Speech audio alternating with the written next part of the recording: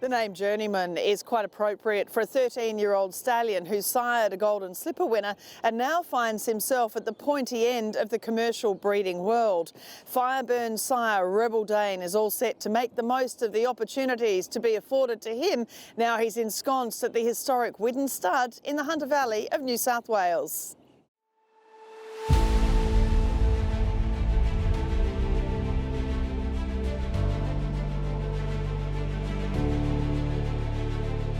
And it's great to see the wonderful sire of this year's Golden Slipper winner, Fireburn, Rebel Dane, here at Widden Stud, given, of course, the great history that your farm has with Golden Slipper winners.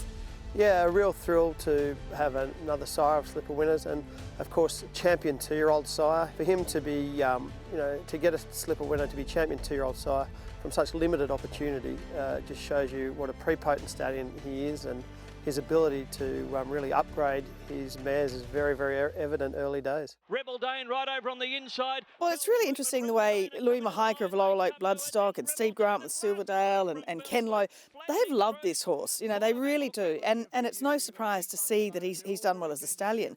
But as a racehorse, a dual Group 1 winner, he did it all on the track and people tend to forget.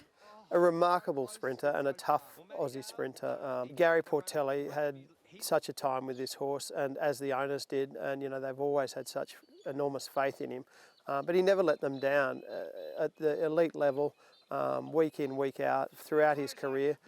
He earned them nearly 2.5 million, as you say, multiple Group 1 winner, and took them on a hell of a journey. So it's great that they've always had such faith in him, they've always supported him, and then to see Louis in those Laurel Oak colours, successful on the highest stage again, back in the Golden Slipper and into the sires and all but the Triple Crown.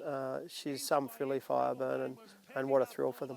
Explain for people that don't understand. I mean, he was standing at Gleneden, started in Victoria, and then he came back. He was at Silverdale just for a little while, which is a broodmare farm. It's not a stallion farm. What the reasoning is for this horse being in the Hunter Valley? I mean, some people would say, well, why couldn't he stay there? But he is now a very commercial stallion, and there are realities that go along with that. Yeah, obviously as a racehorse, and he's a bit of a journeyman, and certainly at stud it's been the same. He started out at Swettenham with Adam Sangster and then went across to Gleneden. I guess the owners had made the decision before the Slipper and before we certainly got involved with Silverdale and most of the owners' mares up here, and that they thought he'd be better placed in the Hunter, and they wanted him back in New South Wales to sire a Slipper winner and be champion too. Also, there's enormous interest in him. Unfortunately for us, we were able to secure him and as a future stallion for Widden and to join our strong roster. So yeah, we've felt really honoured to be a part of the Rebel Dane story now, and very pleased to be able to buy a small interest in him and now be involved.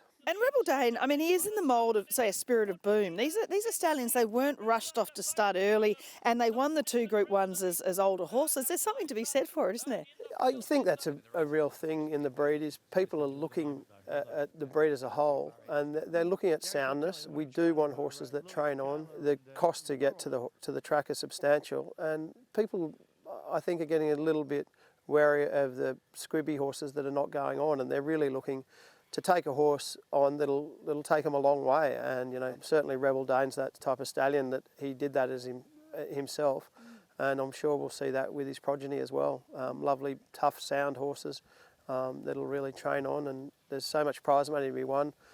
You want a horse that's got some longevity. Coming through is Fireburn with a big run off the fence. And that's what you see in Fireburn, don't you? His Golden Slipper winning daughter. She's in the mould of her sire, in that she looks to be a tough, solid sort of filly who will, you would imagine, go on and do more great things. Certainly hope so. She had a lot on them as a 2-year-old. I think she was a very dominant 2-year-old, the clear champion 2-year-old of the generation. So to be really hopeful that she can come back. I know she certainly looks the type. She doesn't really need to improve much. If she comes back as good as she is, I think she's going to be really hard to beat as a 3-year-old again. She does look to have, like her sire, that big, strong, bold head and really genuine eye.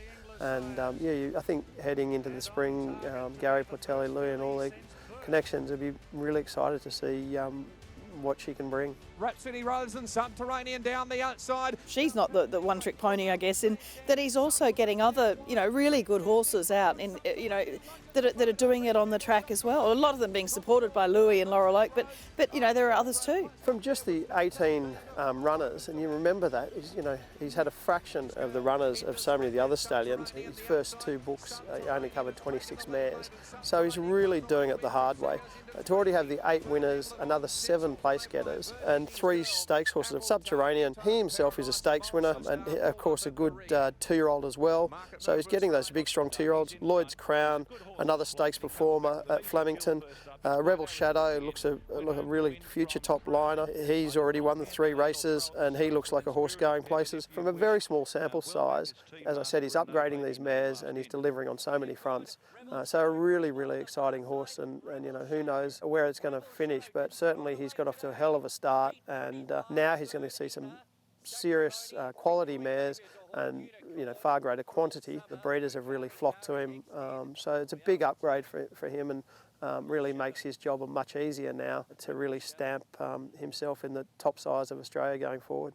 He looks so relaxed and chilled here. It's interesting, his sire stood just up the road at Bayrami, California Dane, and he had huge speed that Rebel Dane's obviously inherited and sort of passed it on as well. You're going to get that support from the Louis and the Steves and everyone as far as the mares that are going to be coming to him, and obviously some of yours too. Yeah, no, we're keen to support him with some really nice mares, as are the breeders of the Hunter. He was one of the first stallions booked full in the Hunter on the back of the way he's upgraded his mares, Slipper success. As a breeder, you're dreaming of breeding a Golden Slipper winner, and to see him do it, as I said, from such limited opportunity, gives everyone really a great sense of hope and excitement, and I'm sure there'll be lots more great stories to come with Rebel Dane.